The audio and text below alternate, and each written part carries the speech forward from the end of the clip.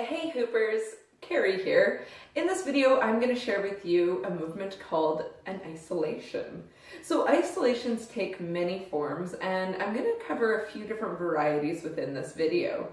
What we are going to start off with is doing this movement with two hands, moving to one hand and doing a fun little variation with a barrel roll. So to begin, I have a hoop here that's a hand hoop. It's also a Poly Pro, but you can use any of the kid-size hoops or even a full-size adult beginner hoop. Just taking note that it'll be a little bit heavier and perhaps a little bit more of a reach to make this movement have this illusion. So to show you what the movement looks like, it is this. So it gives this illusion that the hoop is staying in one spot and my hands are moving around it. So with this, I'm going to begin with two hands at the bottom and releasing with one. In this case, it's my left hand holding the hoop. So I'm going to crank my hand up to the top until it gets to the 12 o'clock. From there, I'm going to change hands. My right hand now has it and it's dragging it back down. I'm going to show you this from the other side as well. So I'm holding on, I release with my right hand, I bring it up with my left, switching hands, bringing it down with my right. I can do this the other way as well, releasing with my left, going up the right, down with the left. This gives you a chance to get used to the dimensions of your hoop and also makes it nice and easy to transition.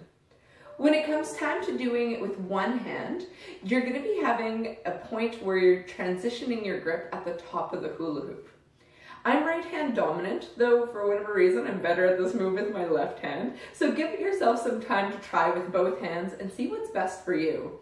So I'm going to be using my right hand to demonstrate this move, and you're just going to begin to move back and forth, side to side. Most important thing to note with isolations is you want to be able to see through the hoop the entire time. If you aren't, it means it's dropped down and it tends to just look like it's spinning around your hand as opposed to your hand spinning around the hoop. So for right now, just practicing going back and forth, side to side. This movement gets a lot easier once you have some momentum behind it, but we're just going to go slow for right now. So my right arm is holding the hoop and I have it extended across my body. So relative to myself, it is on the 9 o'clock position. From there, I'm going to bring my hand down to the 6, up to the 3. And as I come up to the top, I realize that my hand physically can't hold the hoop much more. So I'm going to open up my hand, letting the hoop go onto the back of my hand and re-gripping, and I'm about back to that beginning position. So with a little bit of momentum going up and around, it'll make a smooth transition. Each time you complete a rotation, take a moment to check, can you still see through your hula hoop? Another thing to try is going from the 3 o'clock down to the 6 o'clock, up to the 9, and passing it over the back of your hand and re-gripping it again. This might feel more comfortable or really awkward, but you'll never know until you try. So starting again, going from that 3 up to the 6, over the 9, over the 12 o'clock, and re-gripping back at the 3. I'm going to show you both variations from the other direction. So my right hand is holding it. You'll notice that my thumb isn't on the inner edge, it's gripping it around, much like a handlebar, if you will. So going from that 9 o'clock down to the 6 o'clock, up to the 3, letting it roll over the back of my hand and re-gripping it again. You'll notice that my torso turns a fair amount to be able to reach it on that far side. This just makes it a nice clean movement. Starting it from the 3 o'clock going down to the 6, up to the 9, over the top and re-gripping there.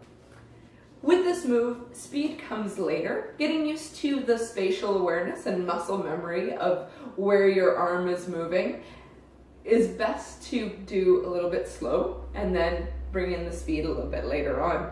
And as I was mentioning, practicing with both hands, seeing which way feels more comfortable for you. If it's just not happening with one hand for you yet, go back to the two hands and it'll give you more time with that. The last variation I wanted to show is using just one hand, but turning our body to create the isolation of the hoop. So right now I'm holding onto the hoop with my right hand, and I'm going to begin to push it clockwise. As my hand comes up to the 9 o'clock, I'm going to turn to face the 9 o'clock side. I'm going to continue to move my hand, making the hoop come behind me. It's touching on my lower back. I'm facing the opposite way. I'm going to continue to push, following it along. I'm now facing the opposite direction, and I'm back to the beginning where I started. So as a complete movement, I turn with the hoop, and it comes back down. You'll notice that my elbow is bent the whole time, which gives me a nice clean movement. You can also extend your other arm out to give it a little bit more flair and fun. You can also go back the other way, which is just the reverse of it. So it goes up to the 3. You'll notice that I kind of pass underneath my armpit and coming back to that position and to here. You can also do this with 2 hands holding it, cranking it up. Arms are extended above my head and back down. Have some fun with these movements. There's so much to isolations. We can even get into pops and drops and seeing kind of where else you can go with this move. It's a lot of fun. I hope you enjoy, and happy hooping. Bye.